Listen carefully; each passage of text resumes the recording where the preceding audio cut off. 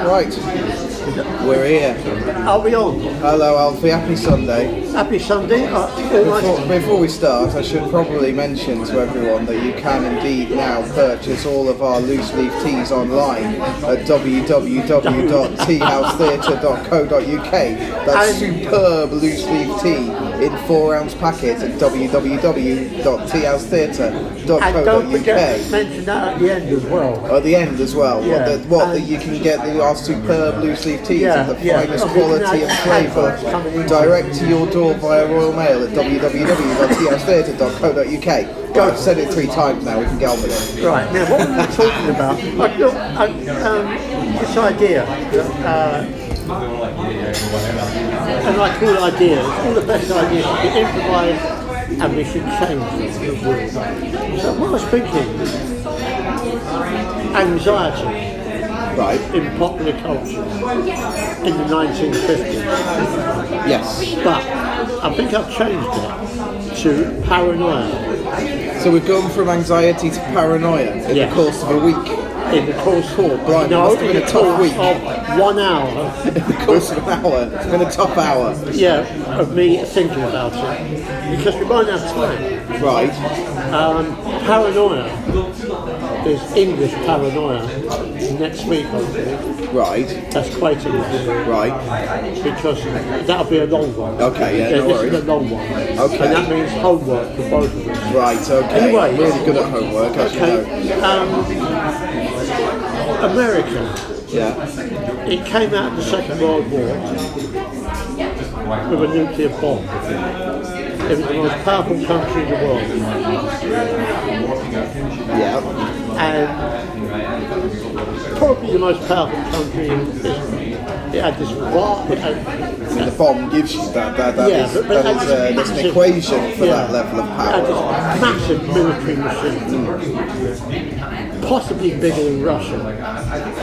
Although Russia had numbers, and America had this infrastructure. Right. Now, up until about 1950, America felt quite secure in its world dominance, which they knew they had. But then Russia began to catch up. I think Russia dropped their bomb a few years after America. But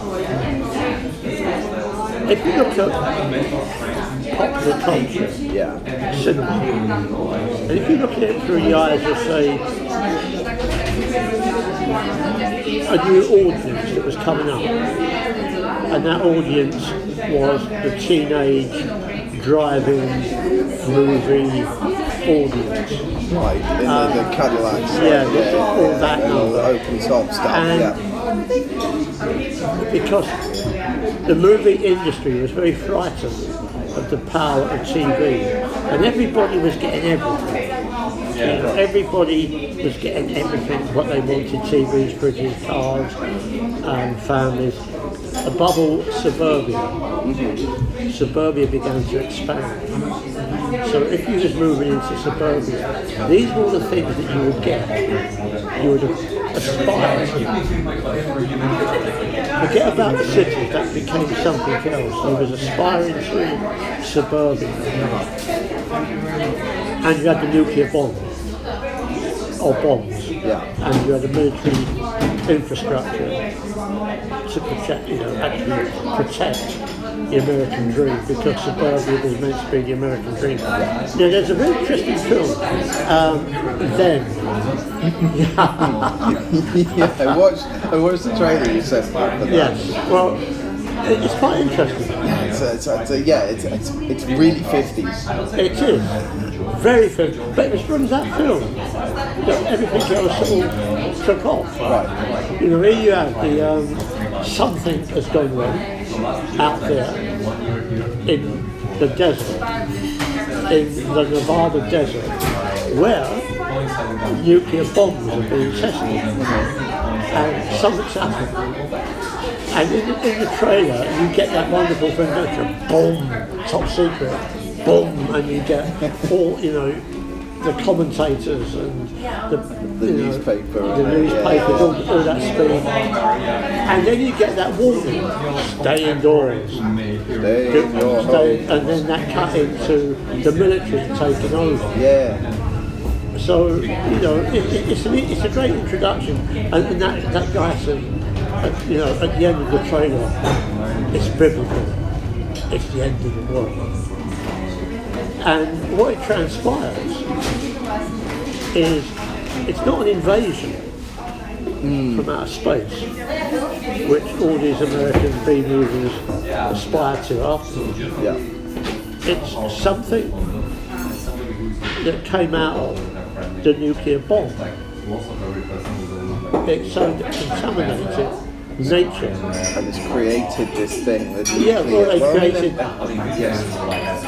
what appears to be giant ants. Okay. Man-eating ants or man-eating whatever. Well, there's a lot of that within the whole comic book genre as well, of like nuclear things creating superheroes, So- messing with DNA. Yeah, so, there was a sort of strange, is this bomb, is it okay, is it safe? Well, that's a really pertinent question when you're talking about nuclear explosion. Yeah, what people forget about the Nevada desert and those bombs going off, it became a bloody tourist attraction. Right. Yeah, I suppose. You could actually book into a hotel, a motel, something very new. You book into a motel, and you can watch nuclear bombs going off in the daytime or in the evening. It wasn't once a year. I suppose they've got to pay for it somehow. Yeah, so all these bombs were going off and people were going to see them. And then was the first, I think, B movie to sort of play with that genre, to say, look, all these bombs are going off, but we don't really know exactly what we're doing on. We've got this military power, which is opposed to America, Russia, because they've now got a nuclear bomb as well. So we're not safe. You have to think that America is suddenly not safe, it's the red terror.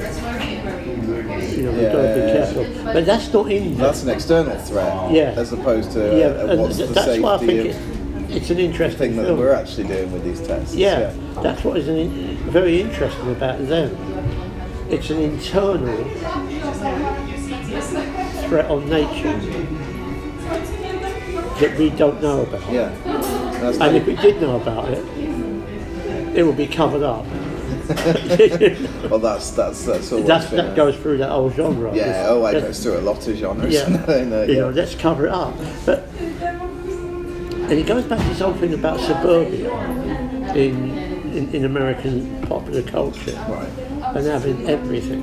And I was thinking, when I do one of my looking out into the wilderness, wherever that is.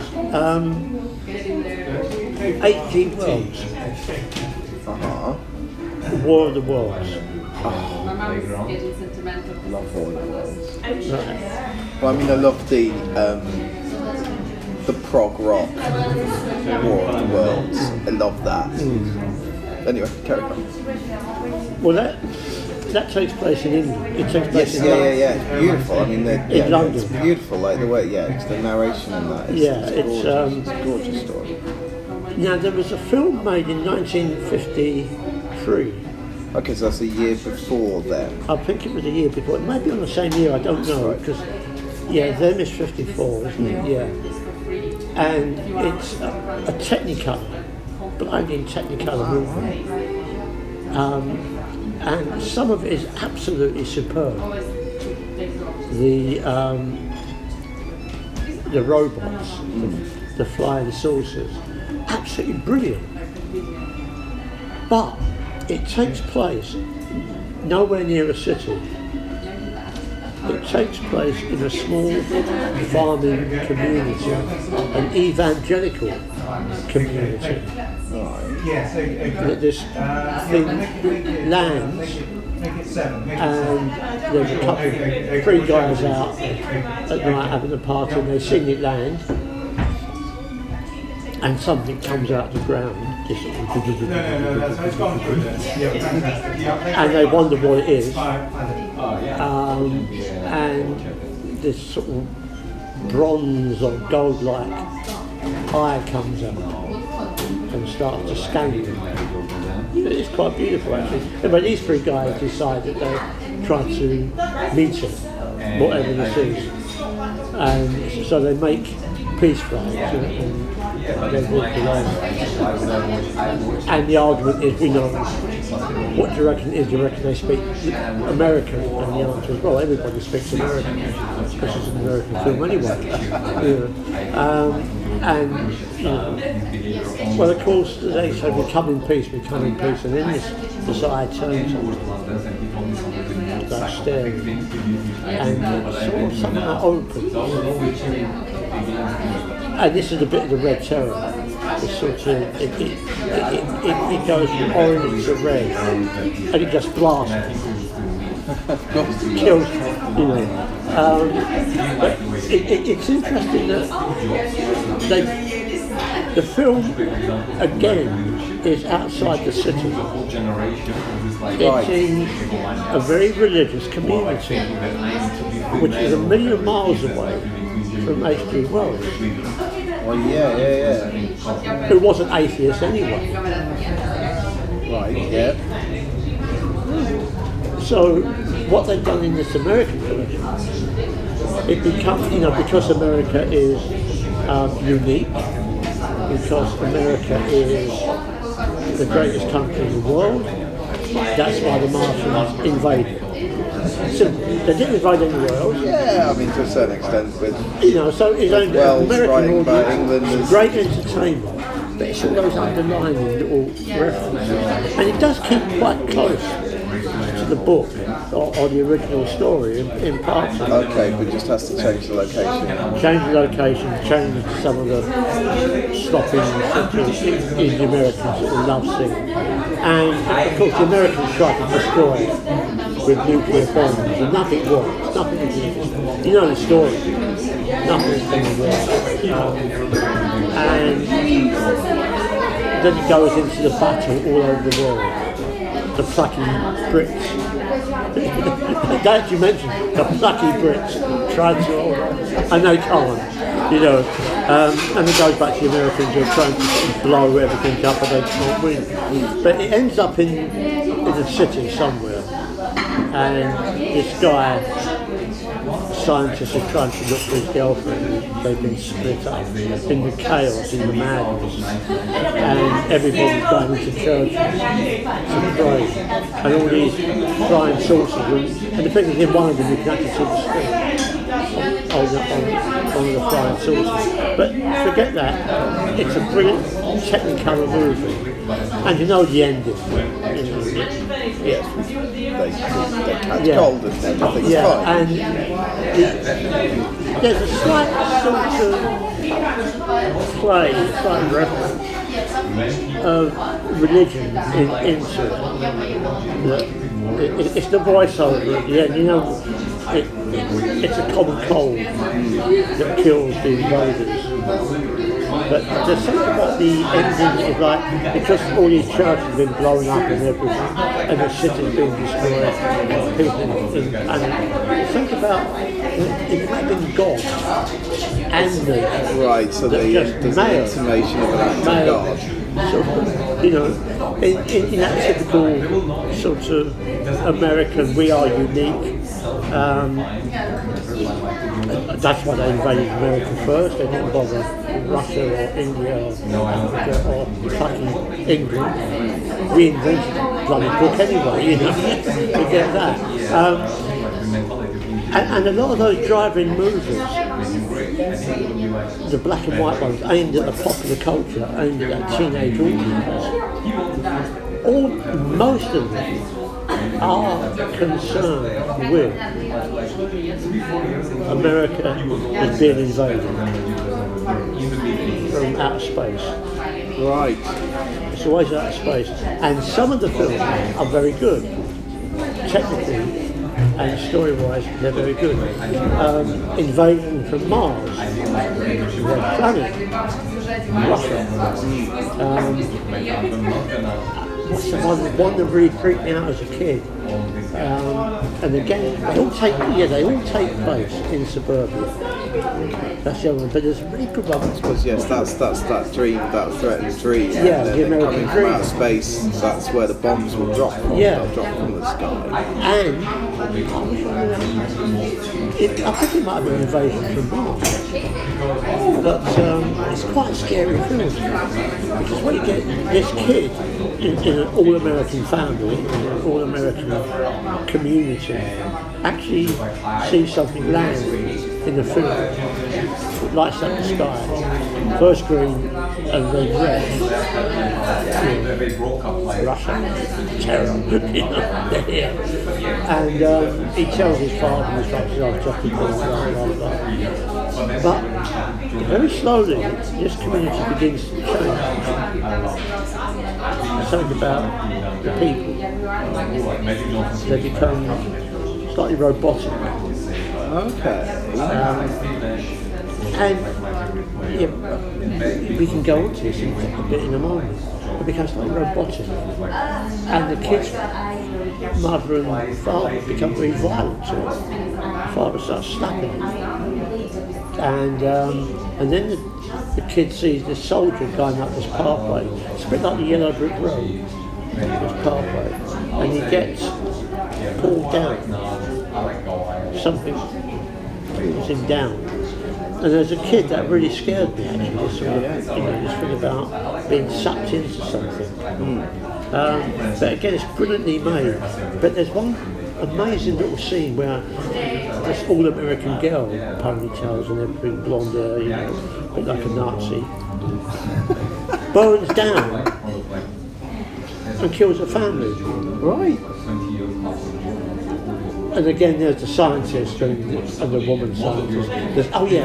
Scientists always smoke pipes. Well, yes, it helps you think. Yeah, you realise that they are the scientists. That comes to play. Anyway, they believe this child. They believe this boy. What he begins to tell them. And they take him to the police station. It's a great shot where you see the kid coming in, and the camera is looking down at the kid, and you see the back of the copper. So the copper becomes like a giant. Right. A very authoritarian, it's an authoritarian community that's being gathered in. All sorts of weird stuff like that is going on.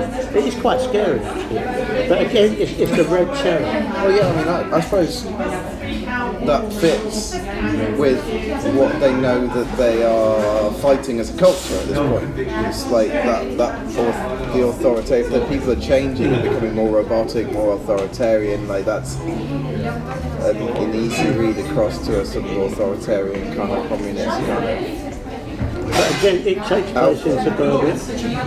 Right, yeah.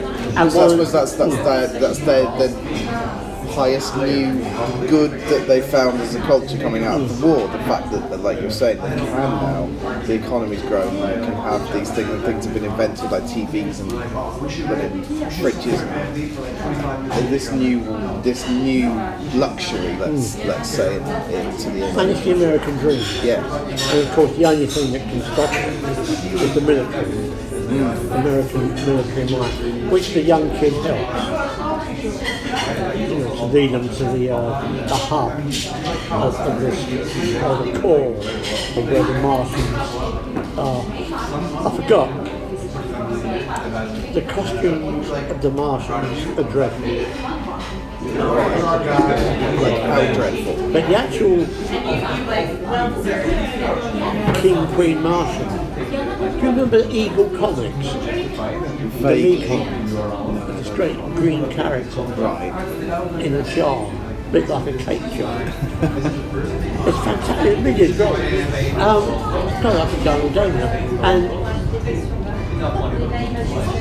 along came the McCarthy era. So you had the paranoia of McCarthy, you had the paranoia of the enemy within, and that led on to this other film, the body snatchers. Ah, yes, I've heard of that. So where are we now? What year are we in? It's 55. So that's all around about the same time. Oh yeah, it's all encompassed in that sort of bowl, this bubble. Now, the invasion of the body snatchers is, again, it's a suburban community. It's got a church in the middle of the street, and everybody's going about their business, and people change. It's almost as if they're growing from pods. So, and they take over people's bodies. And the guy that made the film complained bitterly about the ending being cut, because his argument was it wasn't an invasion. Basically, this is a film about your next door neighbours. This is a film. This is what happens if you live in suburbia. Well, that's the step for that. Yeah, if you live in suburbia, you go completely paranoid. And that was cut out. But the ending is great. It's the sort of the so-called hero banging on people's cars, they're here, they're taking over. That was put in by the studio. Right. And the director said, well, that's really a bloody film, because this is really a film about your next door neighbours. I mean, let's get this right. Your next door neighbours, you don't really know them.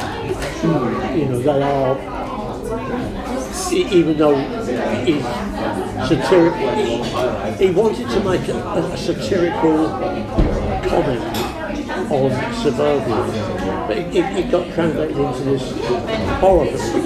What? So, in the same vein, it could just not just be a satirical comment on suburbia, because again, what they're fighting is neighbours spying on neighbours. I don't know how much they knew about what was going on in Russia at the time, but like the whole of the communist regime is and these authoritarian regimes are kept up by neighbours spying on it's very interesting because there's this argument that the Pentagon always purposely overestimated the power of Russia. And it was done for military purposes, for their budget. That would make sense. They increased their budget, and they was outstripping Russia on everything. Even now people say, well, they were close together. They weren't. I mean, America had just bought everything. It was just money, and it was a military machine that was financing all the goods. Because it was after the Second World War that everything, all the war effort was just plugged into consumers. Well, yeah, and it's one of those, isn't it? It's those beautiful things that they unfold. War, the necessity of invention during wartime, and that escalation in technology then trickles down into everyday life, and these things that get invented, same with space race later on, and then Velcro and all these things. But once you put that much in, it does trickle down, and new inventions come along. It's like almost don't want to say, but it's like a side benefit of war, is technological advancement. Well, it was the Second World War that made America what it was anyway, what it is now, or what it was. It's been in decline. But it is how America began to see itself. Well, possibly through those B movies and a teenage audience who were grabbing at consumerism. Obviously, like the Cadillacs, the music, the rock and roll, and with the rock and roll, the shotgun, the evangelical and roll, devil's music, trying to crash it to pieces. And you had all these teenage movies coming in, Rebel Without a Cause and stuff like that. Marlon Brando, The Wild One. It was banned in this country. And it's always in a small town. It always takes place in these small towns. Well, that could be about the border. Well, it's about the new economy, it's about the new culture, and it's about McCarthyism. Are you or have you ever been a member of the Communist Party? The amount of people whose lives he destroyed. And who got rid of McCarthy? It was the military. Because McCarthy turned on to one of the top military advisors. He said, the guys are good, and which he was. That was his put down. But there was already going on a question. There was already sort of underlying what is going on in America. What are we really about? In Japan, they made which is now considered to be one of the great masterpieces of monster genre in the 1950s, early 1950s. And it was Godzilla. The original Godzilla. And that's about the same time, isn't it? Yeah. Okay.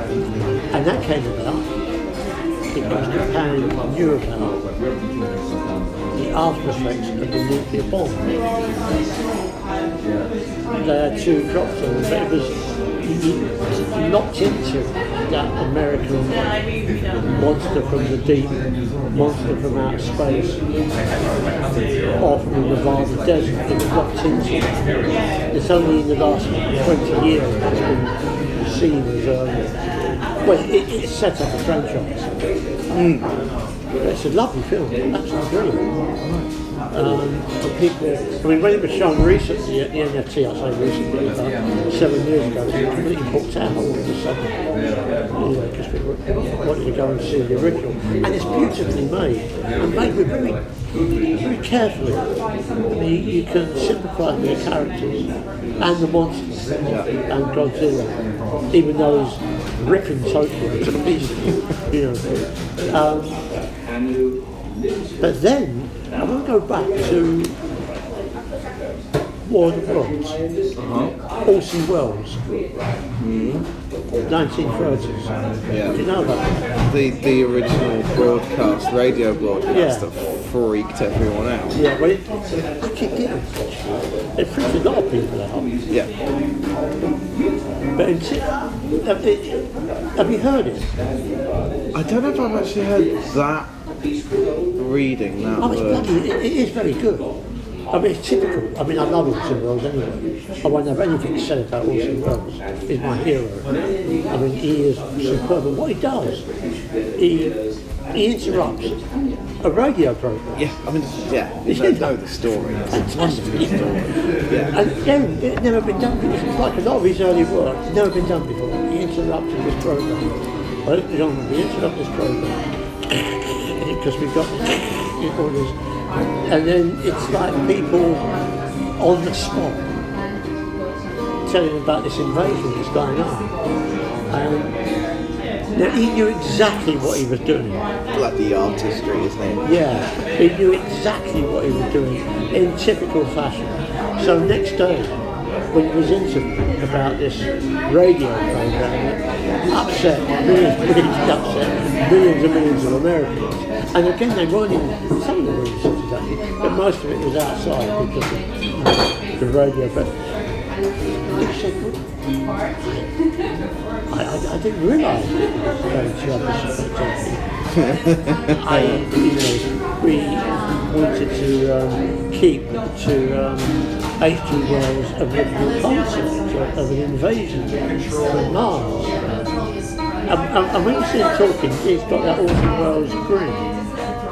Enough to say, it worked. Superb. it worked. You know. And then, God, I haven't got all of it. And then there's another beautiful classic from Michael Renee. The title would come to mind. And it's about, again, it's an invasion on America. Bloody hell, sorry. And a flying saucer lands in Central Park. The day the world stood still. That's it. Right. All time stops for about 5 minutes. All time being all the clocks in the world. Because of this flying saucer that lands in Central Park, New York. Mm-hmm.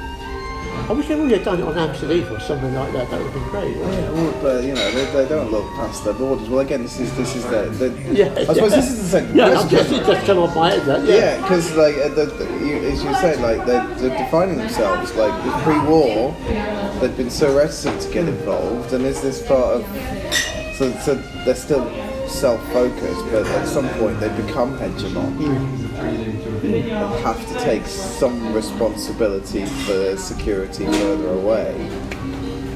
Anyway, with this one, I mean the photography is beautiful. It's black and white, and you know, it's wonderful photography. But briefly, is that in come the army again, surround the flying saucer. Everybody's kept back. The flying saucer, this platform comes down. Michael Renee, who's very suave, who's a Canadian actor, very suave, had a great voice, comes down in a sort of silver suit, I come in peace and all that. And there's a robot that comes down with him. Okay. And the robot, he's got a slit in his face and it opens up. And this rave comes out. And all sorts of, I mean, it becomes a bit of an adventure story. But the thing is, this robot is indestructible. So it's an indestructible robot with a death ray. With a death ray. And this adventure story unravels. Again, it involves a young boy. Right. And a scientist, and a reporter as well, this time, and a woman scientist. And Michael Renee is the invader. He befriends the young boy befriends him. He gets shot, Michael Renee, and he dies. But before he dies, he tells this woman scientist that if he gets shot,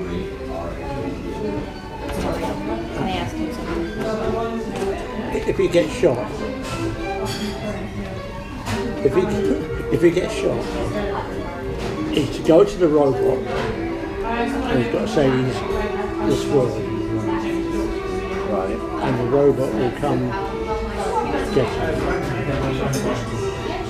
So the robot is about to kill the woman. And she mentions the word, and comes the robot, clicks. But God, don't get this. I mean, it's a bit silly. Yeah. You know, it doesn't matter. Good story.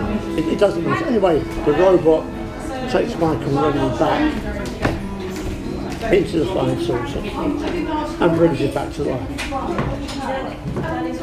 And outside the flying saucer, a message has gone out from Michael Renee that all the leaders of the world have got to turn up because of this special meeting. And so all the leaders of the world turn up. It's at night. I don't know how they got there so fast, but it's at night. And the flying saucer sort of comes to life, and the ramp comes down, and Michael Renee comes out with a robot. And he tells the story. He's been sent by this confederation in space to bring peace to the world, to the universe. And the trouble is that Earth is not a peaceful place. So he'll come in peace. But Earth didn't listen to him. And he said, and the robot is you cannot destroy. So if you don't pull your socks up and change your ways, the robot will kill you and the planet. And he said, we've got to do that to preserve the peace in the universe. Funny idea that sort of pops up at some point, Yeah. isn't it? So when's that? What year's that? Well, this one's about 1956, I think. Because it starts to become, we've talked about this last week, it starts to become a bit utopian.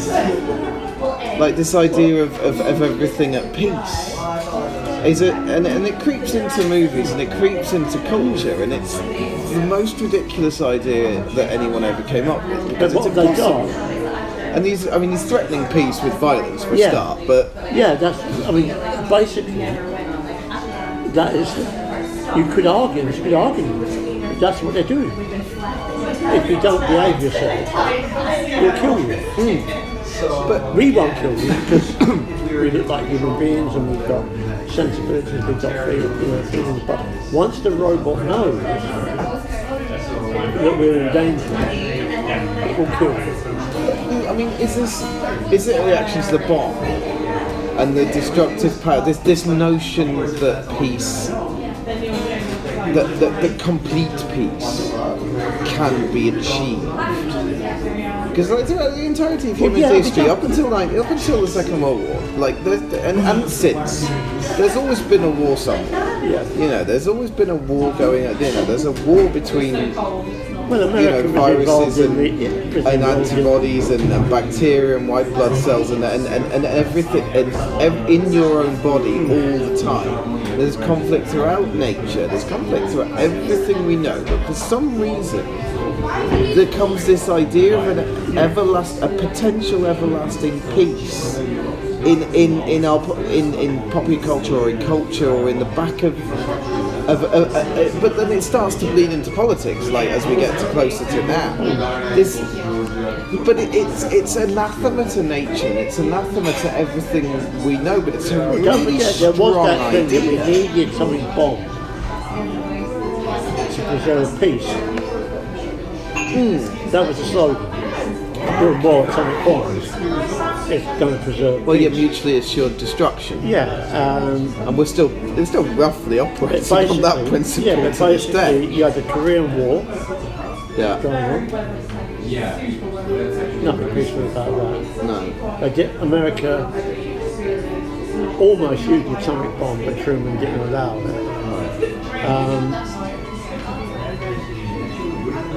Russia didn't actually move into other countries.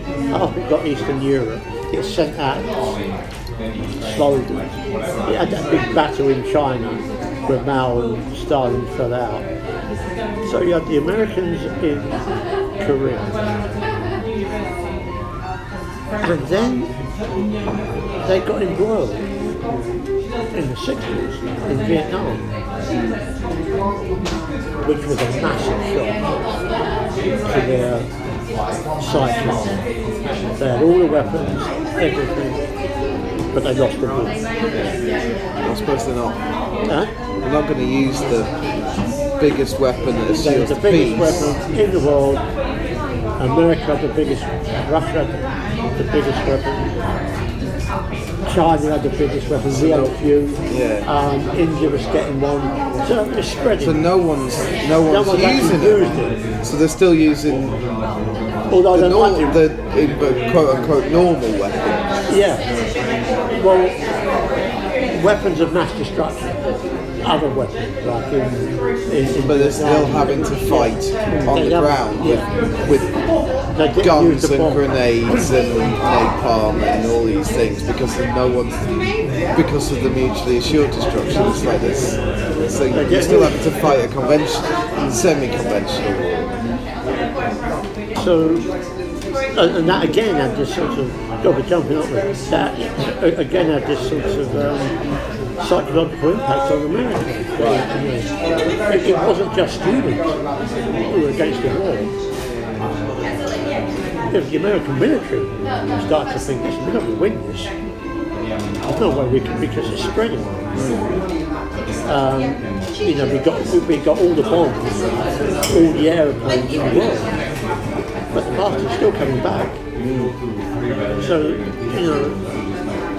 once the American military began to realise that it was, what are we fighting for? That song, 1, 2, 3, 4, what are we fighting for? Whose war is this? Why do we drag ourselves into it? Why do we get involved in this? This is not a bloody war. Well, they got involved in it because the French were there and whatever. That's another story. But it was just, I'm focused on American, in popular culture, in the 60s, so-called the age of protest and all that, very good films come out about American, the American youth and the American idealism began to crawl back into it again. But again, it's all taking place outside the city, except Chicago when there was that big bus stop. So America is really, you could say, it's quite a paranoid country. Right. Always has been. And the other one, which are films which you know that I love, Do You Feel Like Coffee? Which is the Last Man on Earth. Ah, yes, The Last Man on Earth. You sent me, that's the first thing you sent me when we were talking about doing this. Yeah. Was watching that. That's again, like all of this stuff. I mean, I don't want to go off. No, go off. Come on, but a little bit. It's weird. I mean, it's always the same thing, and I think a lot of people have this problem of maybe my age and younger, and that's that you look at these old movies, and because the production value was great at the time, but there's so much longer. It's almost difficult to kind of get yourself in there. It's probably a magnificent story, but I think a lot of people get put off by the black and white and the production, and can we really get into this because we're not really seeing it in the same way as we see the colour of life around us, And yes, and it's very stylised, and they're sort of getting off the point a bit. I think these are probably brilliant movies that as I say, I really enjoyed the trailer for that one as well. But like, it's difficult to kind of come to and really engage with because it's so different to what you're used to. Right. I Am Legend. Oh, okay. By Richard Matheson. Right. And again, which the film is really close to, it takes place in suburbia. And as the film deals with a virus that wipes out. Oh yeah, there's some of those images between all the kids playing, and then suddenly there's just all the picnic tables are empty and turned over, and there's no one. Yeah. So in the book, there's one guy in this community, and you don't know if he's the only one on Earth. Right. And a lot of people still hold on to this fact that it's about zombies. No, it's not. It's about vampires. But vampires? Yeah. He's naked. That's why he's making mistakes. Killing them in the daytime. He goes looking for them. And what he's doing is going looking for his next door neighbours who have all been infected by this virus. And the virus is turning them into some sort of vampiric creature. And they're out to get him. They stand outside his house. And they'll suck the soul from him and the life in the daytime, in the daytime he goes hunting for them in their houses, in their refrigerators where they're hiding, up a chimney. He drags them down and he's starting to wipe out his whole community. And in the end, he does become the last man alive because a new race has appeared out of this virus, out of these vampires, and they put him on trial as a mass murderer. Well, they would, I suppose. Yeah, he'd done all their family, he'd killed all their family. Yeah, and then they won. But it's interesting, these movies have to play about neighbours. Yeah, go on. I mean, that's a really new thought. Like, that's fascinating. You know, the neighbours, who are they? But that's the end question. Surely, like, surely you're living actually further away from the neighbours outside the city. Like, people would be a lot more on top of each other in the city. But I suppose there's fewer of you in suburbia, and does that space make you more proximate in a different way, in a familiar way? Yeah, because once you're in suburbia, you're in the American dream. Total conformity. You have to keeping up with the Joneses and all that sort of thing. Yeah. Okay, so it's the other. The German guy who invented the V2 and the V1. Right. What's his name, bro? The one who came over and then joined the space program. It's called. They got him out. The Americans got him out. Yeah, and then he worked for NASA. Yeah, they picked him national. Brown? No. Yeah, Von Braun. Something like that. And he developed the American space program. But in the late 1960s, he moved out of this great big compound that all these Nazi scientists were working in. But there was all nationalised America by then.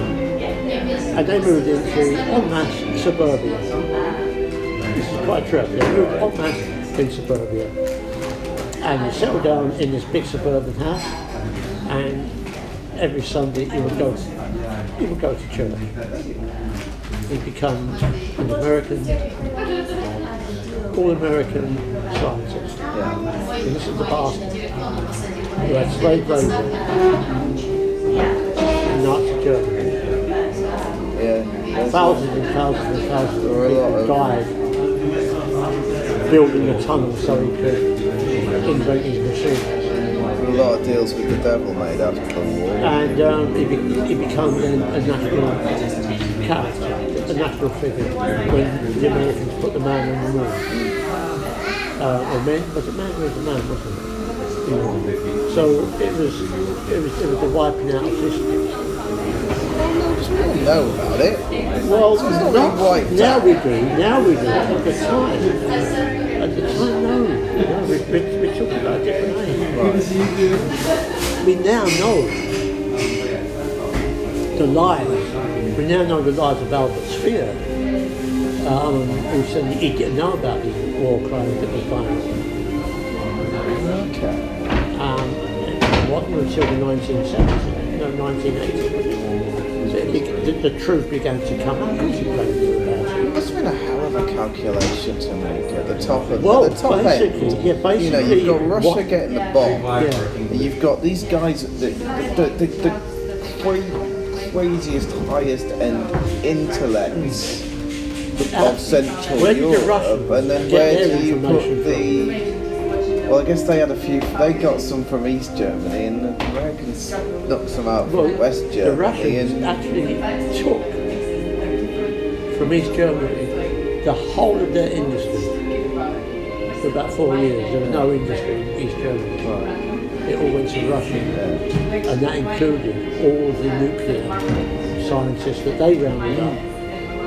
And if America knows that that's happening on the other side, like it's a difficult calculation. Like yes, you've got all this evil that's perpetrated, and then but do you? Oh God, I can make this decision. Do you then say, well, look, you can work for us, which is what they did, and use that intellect to attempt to defeat and to fight communism? or do you lock him in jail and not get the benefit of That's the basically intellect? what the Americans did with Von Braun. Is there redemption in that, or is With there? Von Braun, what they did, because there was still a strong sense of making sure that the leaders, because Von Braun, he was the leader of the rocket program in Nazi Germany, and it was a very, very tricky problem in America. It's called paperclip. It's how they got paperclip. Right. It's how they got him out. Him and his team. They got him out in secret. Well, up to the point in secret. But they made sure that what he was involved in Nazi Germany was kept under lock and key. He was a great scientist who invented rockets. Well, yeah, I suppose like if you're going to make that call as a government, Even in government, there was a little bit of what's going on here. yeah, let's just lock that down because they don't want to have that argument because they're entering a cold war with the And to Soviets. take it a step further, a lot of the medical experiments taking place in the death camps and the concentration camps, a lot of those doctors were also freed. Hardly any of them were put on trial, except the big name ones. But the ones who actually did the cutting edge of the experiment, a lot of them went free. And a lot of them went to America. A lot of them probably went to Russia. Although I think Russia is a bit more advanced than that. So that itself caused a lot of problems, a lot of anxiety in the upper echelons of the American military. They were, which is well played out, of course. Which is well played out, of course, in Dr. Strangelove. Okay. You're looking at me strangely. Yeah, no, it's one of those. You know me, Alfie. I've never seen anything. This is why I talk to you. Yeah. I should give you my invoice. Don't speak on that. Oh, you never seen it? Oh man. Dr. Strangelove. It is. I don't like mentioning one of the best films, but in terms of Kubrick, everybody puts films. This was, I think, Kubrick's masterpiece. Right. And Peter Sellers, I think, plays three characters. One is the American president, who's trying to hold everything together. Two is this English officer, and three is Dr. Strangelove. And basically what's happened is an American sort of five-star general has gone completely bonkers because he's worked out that the Russians had poisoned the American water system, and they're all sort of end up Russians. So he's broken the code word and he's sent out B-25 bombers to bomb Russia. And there's no way of calling them back. There's absolutely no way. So the Americans have to tell the Russians, and the Russians give them a particular code where they can shoot down the bombers. But one's got through. Right. One B-25 bomber has got through. And that's where Sellers is brilliant, but George P. Scott, I think, is superb as this mad American general. He's calculated everything. He's going bonkers in the bunker. He's going bonkers. He's calculated everything. It doesn't matter, man. It doesn't matter. If the Russians bomb us, where there's 25 million people, think of this. They will lose 40 million. Simply, we won.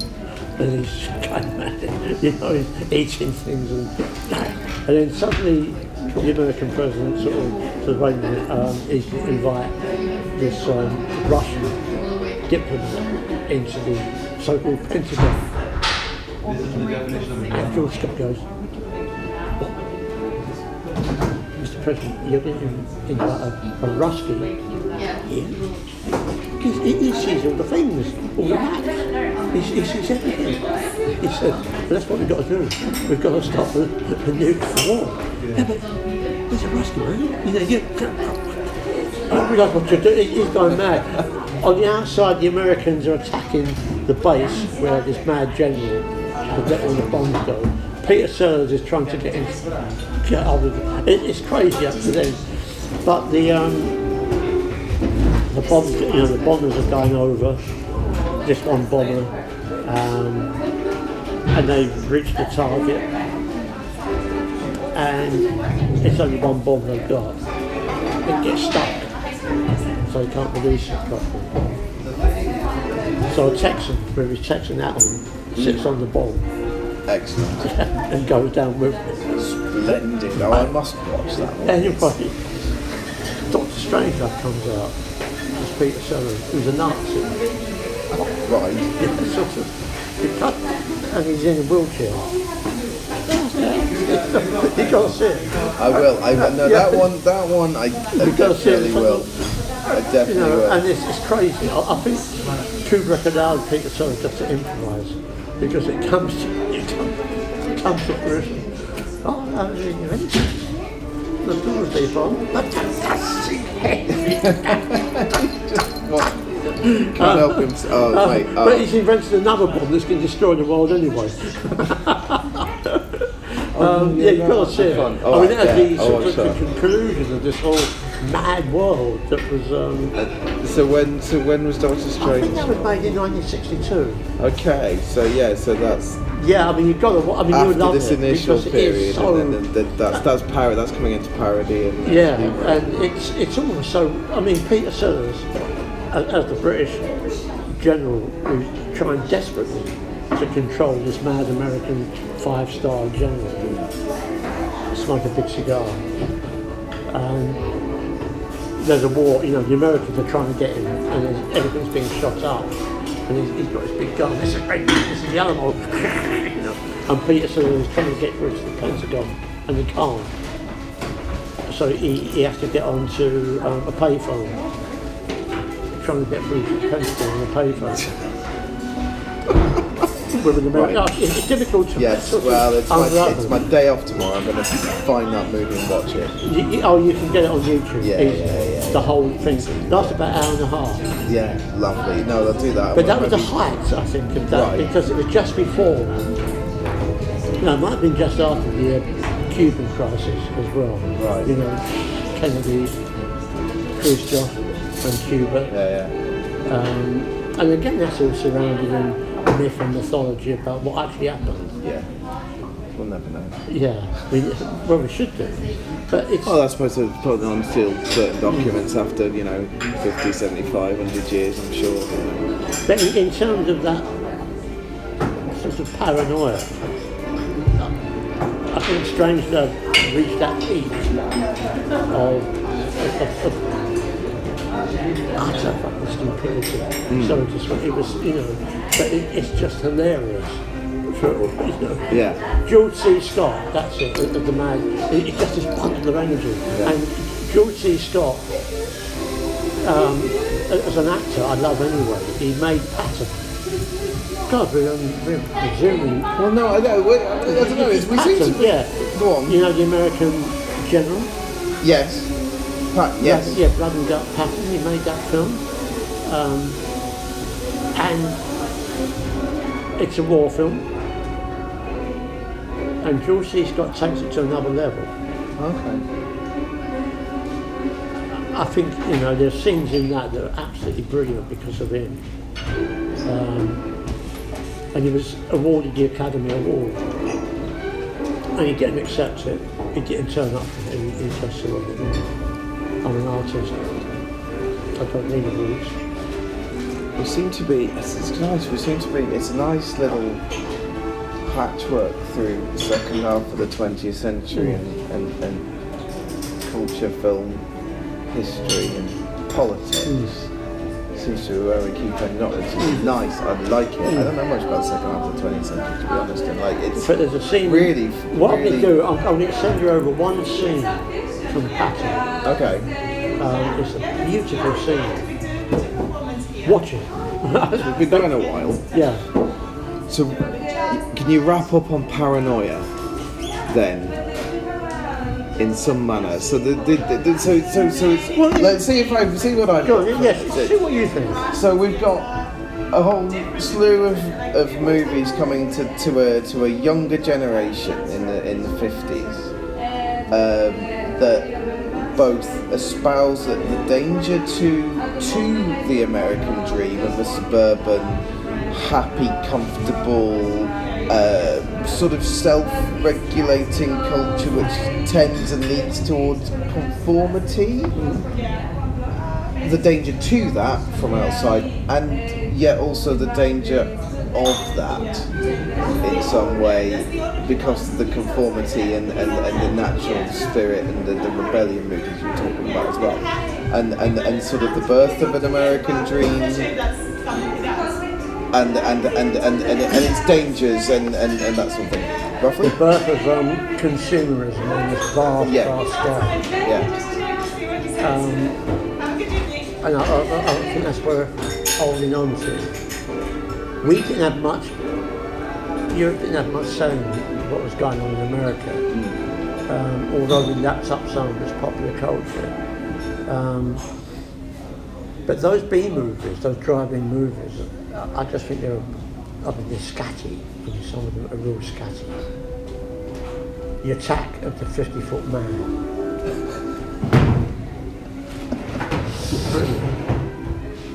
But to go one better, The Attack of the 50-Foot Woman. Yeah, well, that sounds like more fun. Yeah, I mean, they're just scatty. They're superb. But I love those films anyway. I mean, I could go on all about it, but what came out of those is something we can talk about much later down the line. Is the great Roger Corman.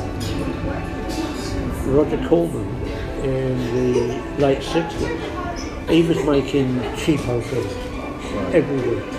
He was making cheapo films, bung it out for the teenage audiences, and some great directors went through it. Learned their skills from this guy. Okay. Francis Coppola, yeah, he went through there, a few others, but he came out with this idea. He was always raising money, obviously, and he hit upon the fall of the House of Usher, Edgar Allan Poe, and his back is the baby. Where's the monster? He said, well, the monster of the house. The House of Usher. And I thought, well, he must know what he's doing on. He signed up Vincent Price. Right. He did a whole series of Poe's movies that introduced again an audience to Edgar Allan Poe. On the cheap, apart from having to pay the wages for Vincent Price, and they are superb. I mean, I went because they was called X movies in those days. So I went to see, you bunk in, these getting paid, right? And I was just overwhelmed by them. They had slightly sort of psychedelic edges to them as well, but it was those movies you could say that introduced us to a form of literature. At the same time, because otherwise I wouldn't have known about this guy Poe. Most of the world wouldn't have known about it, except particularly in America, but they become big hits. And again, it was aimed at a teenage, not a teenager, but a young audience. And they are great. Over the top. The House of Usher.